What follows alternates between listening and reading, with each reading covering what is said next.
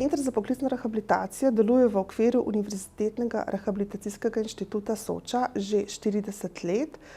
Prvi center je bil v Mariboru, kjer je še danes pravzaprav največji center, kjer tudi obravnavamo največji delež oseb.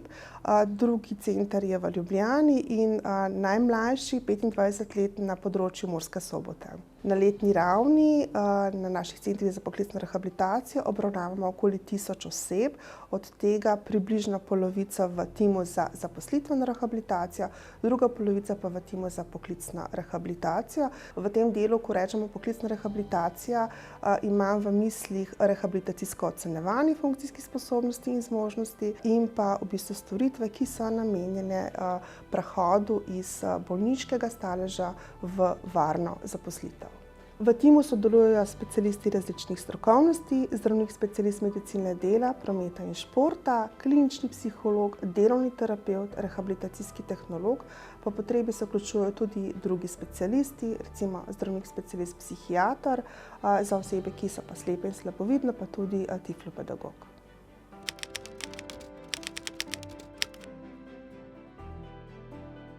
Pri poklicni rehabilitaciji, torej vračanju na delo, nekako mislimo vse postopke, vse ukrepe, ki neki osebi z nekimi zdravstvenimi težavami, zdaj ali zaradi bolezni ali zaradi poškodbe, pomagajo, da se vrne na svoje delovno mesto ali pa tudi kakšno drugo delovno mesto. Zdaj odvisno je od same situacije, od samega funkcijskega stanja posameznika. Zdaj mi vedno nekako iščemo neko ravnovesje, med omejitvami, zmožnostmi posameznika in pa zahtevami, obremenitvami na samem delovnem mestu. Seveda pa ni to vse, kar vpliva. Tukaj vplivajo še številni drugi dejavniki, ki jih moramo prav tako upoštevati. To so razni ali socialni, ali fizični, ali psihični, ali kognitivni. Ni tako zelo enostavno, zato mora biti ta obravnava individualna.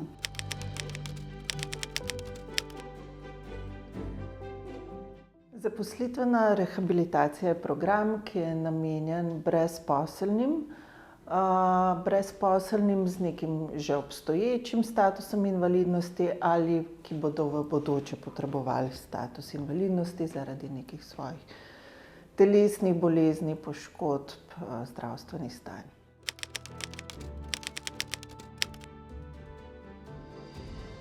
V našem centru sprejemamo osebe preko napotnice. Torej vsak zdravnik, specialist, ki lahko izda napotnico, lahko tudi napoti v naš center.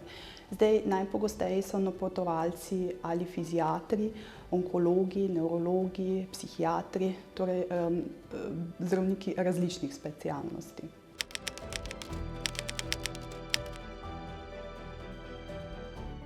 Zaposlitvena rehabilitacija se začne z celostno oceno zmožnosti, torej nekih delovnih potencialov pri osebi.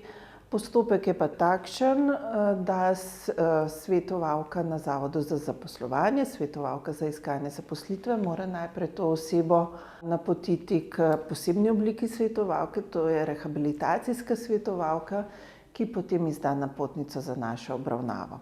Tam grejo tudi skozi nek postopek ocene na zdravstveni komisiji, kjer se presodi, da so res njihove zdravstvene težave tiste, ki jih omejujejo pri iskanju zaposlitve oziroma jih mogoče predstavljajo zavodu kot težje zaposljive. Ko izdajo to napotnico, oseba pride k nam, najprej na to celostno oceno, ki traja 10 delovnih dni. To je interdisciplinarna ocena, kar pomeni, da se tim 5 ljudi nekako z različnih strokovnih profilov ukvarja, da podamo čim bolj, praktično oceno, kaj oseba zmore, ki so preostala dobra področja in v kateri smeri bo potreboval pomoč.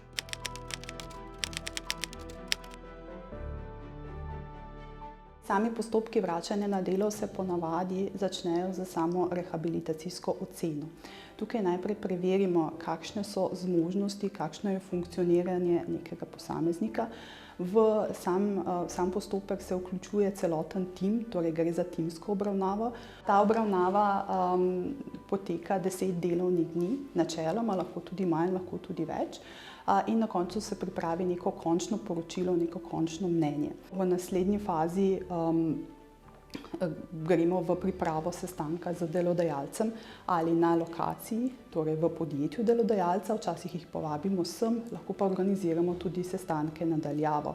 Želimo si, da so prisotni vsi, tako rehabilitant kot delodajalec, kot tudi mogoče kdo drug, včasih povabimo tudi pooblaščenega specialista medicine dela, varnostnega inženirja, tako da smo čim večja ekipa, da naredimo lahko najboljše za človeka.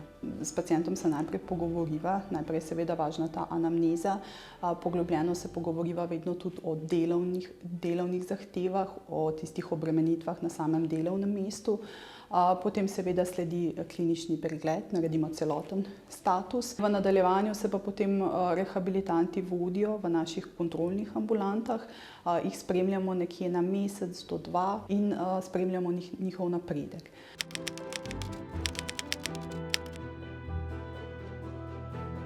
Sam program se vedno dela, bom rekla, individualno, naredi se individualen načrt, kaj bo katera oseba v določeni točki potrebovala, da se čim bolj približa nekim zaposlitvenim možnostim. Dostikrat so potrebna neka dodatna znanja, potrebujejo pa različno, ne? Če gre za osebe, ki so zaradi svojih zdravstvenih težav dolgo odsotne z trga dela, bom rekla.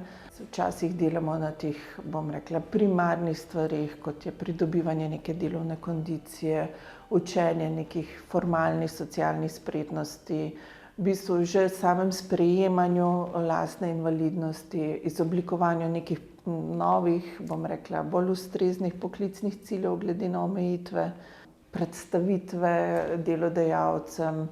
In potem jim tudi pomagamo pri iskanju zaposlitve, jih postopno vključujemo, spremljamo, ker naš namen je ne samo, da osebe pripeljemo do zaposlitve, ampak da najdejo tudi zaposlitev, ki ne bo ogrožala njihovega zdravstvenega stanja in bojo tudi dolgo obdržali to zaposlitev.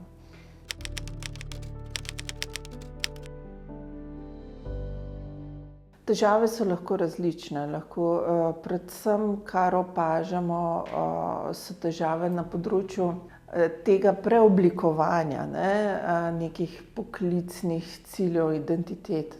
Seveda je razumljivo, da oseba, ki je bila dolga leta v določenem vrsti dela in potem na eni točki zaradi novo nastalega stanja ne more več opravljati tega dela, da potrebuje pomoč pri neki eksploraciji, kaj sploh lahko bi, sploh v nekih kasnejših obdobjih življenja. Predvsem opažamo težave na področju vzdržljivosti tudi pri delu, kakšna odstopanja na miselnem področju, torej kognitivnem, mogoče tudi nekih prilagoditvenih spretnosti, take težave.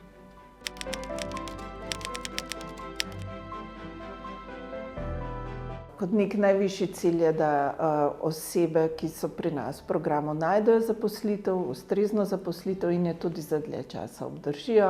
V primeru, če ugotovimo, da niso več zmožni za delo, da jim uredimo v bistvu vse potrebne statuse, prilagoditve, da take osebe imajo neko varnost, tudi če niso več aktivno vključene v delovni proces.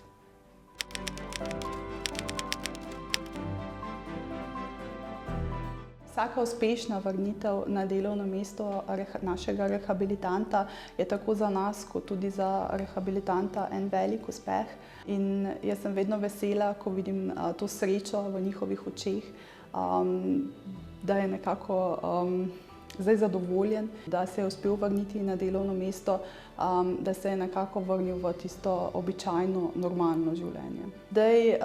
Za nekoga je uspeh, da se vrne v polovičnem delovnem času na neko prilagojeno delovno mesto, za drugega je uspeh, da se vrne v polno delovno obremenitev.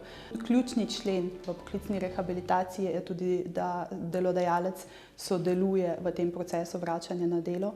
Ponavadi delodajalci, ne boste verjeli, ampak kar sodelujejo z nami, saj na tisti prvi sestanek se odzovejo. Zdaj, izidi so pa lahko zelo različni. Delodajalec morda nima možnosti za prilagoditev delovnega mesta za delo na nekem drugem delovnem mestu.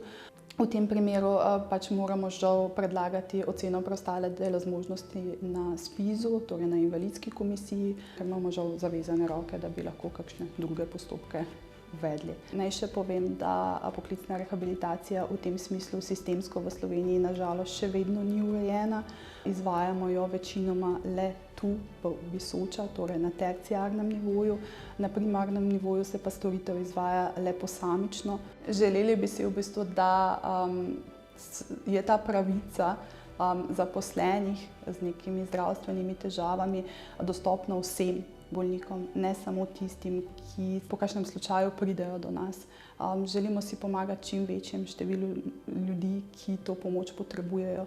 Glede na število bolniškega staleža in glede na dolgotrajne bolniške odsotnosti, jaz mislim, da bo potrebno z nekimi ukrepi, sistemskimi ukrepi na nivoju države to razrešiti.